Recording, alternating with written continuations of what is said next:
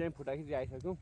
अब चाहिँ अलि जाने हुन्छ फुटसल खेल्ने ठाउँमा। हामी चाहिँ खेल्न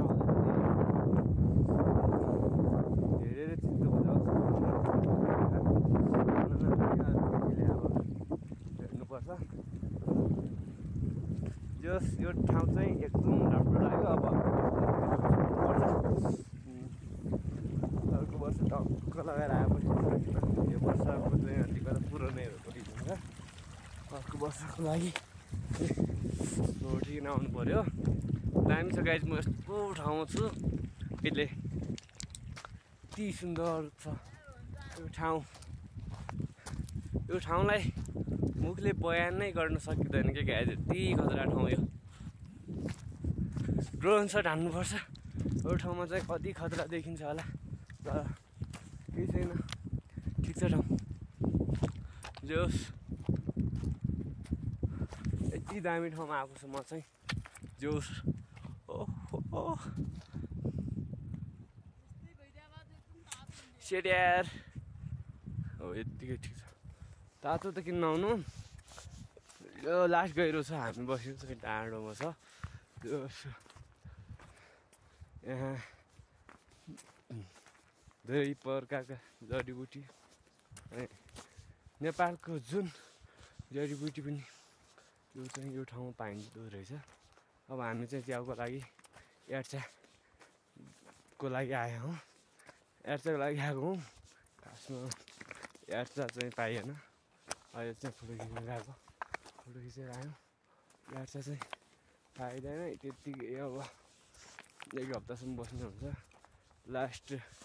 अब यति ठाउँमा आएपछि सामानहरू लास्टै महँगो हुँदो रहेछ। अब पछि ढिलो लाग्ने सम्भावना धेरै छ र घरबाट पनि ढिलो। के अरे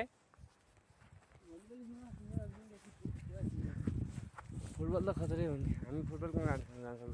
भलिबल भए अलिअलि सक्छौँ। जोस् ठाउँ चाहिँ यति दामी छ। साथीहरू कोही आउनु मन छ भने टक्क लगाएर आउनुहोस् यो ठाउँमा। दामी यो चाहिँ पर्यटकको लागि चाहिँ दामी छ। र यहाँका पर्यटकीय स्थलहरू जस्तै सेपक सन्दरा र अरू अन्य हिमालहरू र अन्य पाण्डा जस्तै चितुवा के भन्छ नाम त थाहा नै। धेरै प्रकारका जनावरहरू पाइन्छ तर खासमा यो ठाउँलाई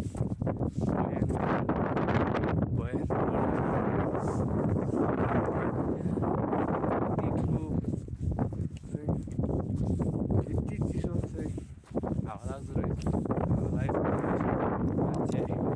उडाउनु भन्ने गरी आज चाहिँ यता यति हामी गहिरोमा आएको छु तर आउनै लाग्यो। नत्र हामी पारि त्यो डाँडोभन्दा उता साइड यता साइड हुन्थ्यो, उता साइड जान्थ्यौँ। जोस् त्यो पनि राम्रै रहेछ। फोटाको लागि चाहिँ यो यस्तो छ अविस्मरणीय पलहरू रहन्छ फोटा खिचेपछि। यस्तो ठाउँमा अब आइन्छ कि आइँदैन।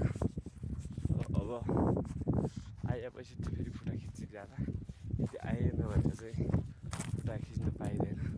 र यिनै फोटा हेरेर पनि यहाँका पलहरू सम्झिने छु।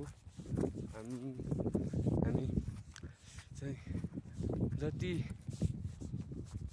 टाढाको यात्रा हो त्यति खतरा चाहिँ गन्तव्य बिनाको यात्रा जस्तै हुँदो रहेछ। तर मैले बोल्न त आउँदैन बाबामा। अब म बोल्न सिक्दैछु।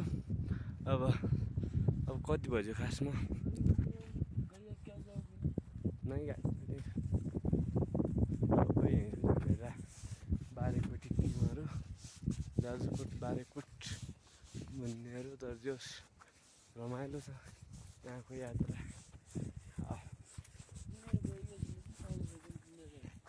ऊ देख्छन् क्या मान्छे तली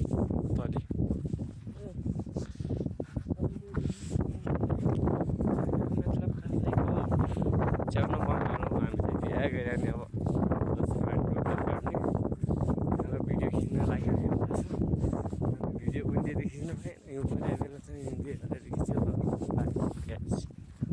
भन्ने ठाउँमा अहिले चाहिँ हिउँले गर्दा हामी च्याउ खोज्न गएको छैन र हिउँ आएको कारणले च्याउ चाहिँ देखिएको छैन र हामी जो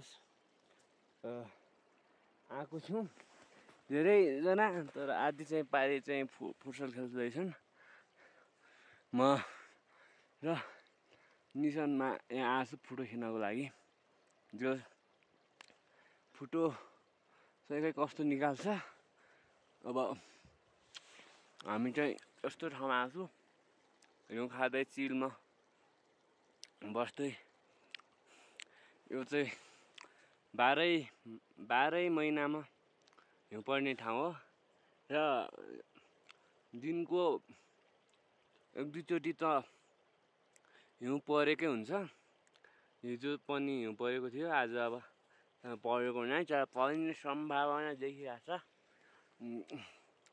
छ आज खासमा घाम नलागेको कारणले चाहिँ हामी च्याउ खोज्न जान पाएनौँ अब च्याउ त हुन्छ होला च्याउ पनि राम्रोसँग चिनेको छैन पहिलोपल्ट हो हामी आएको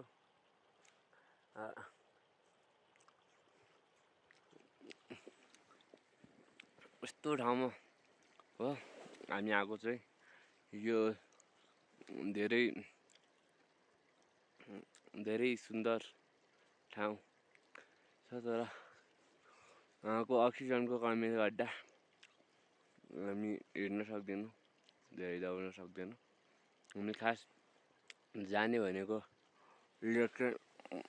पाहाडी त्यहाँ छ पाहाडी त्यहाँ त्यो ठाउँमा जाने भनेको र त्यहाँ जान सकिँदैन हिउँको कारणले अब एक दुई दिन जान्छु होला तर पनि हिउँ खाँदै चिलमा बस्दै सजिँदै जो त्यो कहाँ गएको छ म चाहिँ यहाँ छु आज खासमा हिउँ बिलाउँदैन के हो च्याउ पनि भेटिँदैन अब च्याउ भन्ने चिज यस्तो हो पर्यान ठिकै हुन्थ्यो यस्तो छ बादल यो पाहाडी अलिअलि चाहिँ हिउँ बिलाउन चाहिँ 2-3 घन्टा लाग्छ होला अझै लास्टै बाग्लो छ गाईजहरू यो लास्ट बाग्लो छ यो यति छ बाग्लो छ तर चाहिँ म बाग्लो भए नि जोस बसिरहेको छु हिउँको डल्ला मजाले मसार्दै हिउँका डल्लाहरू अनि यहाँको भूगोल यहाँका हिमालहरू भरिएको यो हिउँको पहिरनले गर्दा हिमालहरू झल्किरहेको दृश्य देखिरहेको छु तर ठिक छ यो ठाउँमा चाहिँ बस्न पाएपछि जस एकौरोपन चाहिँ दिमागमा केही घुस्न सक्छ जस धेरै भयो हामी आएको चाहिँ धेरै त भएको छैन त्यही 3-4 दिन भयो 3 दिन भयो अब कहिले जाने हुन्छ च्याउ भेट्यो भने चाहिँ यहीँ बस्ने हुन्छ होला च्याउ भेटिएन भने आज गइजाने हुन्छ यो चाहिँ यस्तो छ कि यो ठाउँ हिउँको कारणले खोइ केही पनि देखिँदैन म चाहिँ हिउँ खाँदै चिलमा बस्दै कोही अब साथीभाइ माथिसम्म जाने भने अहिलेसम्म यहाँ चाहिँ जति आँखाले हेरे पनि त्यो ठाउँमा पुग्न आँखाको दृश्यले जति नजिक देखिए पनि हामी हिँड्दाखेरि लास्ट टाढा देखिन्छ त्यही कारणले हामी यो ठाउँमा आएको छु अहिले जोस हिउँको कारणले यहाँका ठाउँहरू जोस सुन्दर देखिरहेको यो गाइस हिउँको डल्लो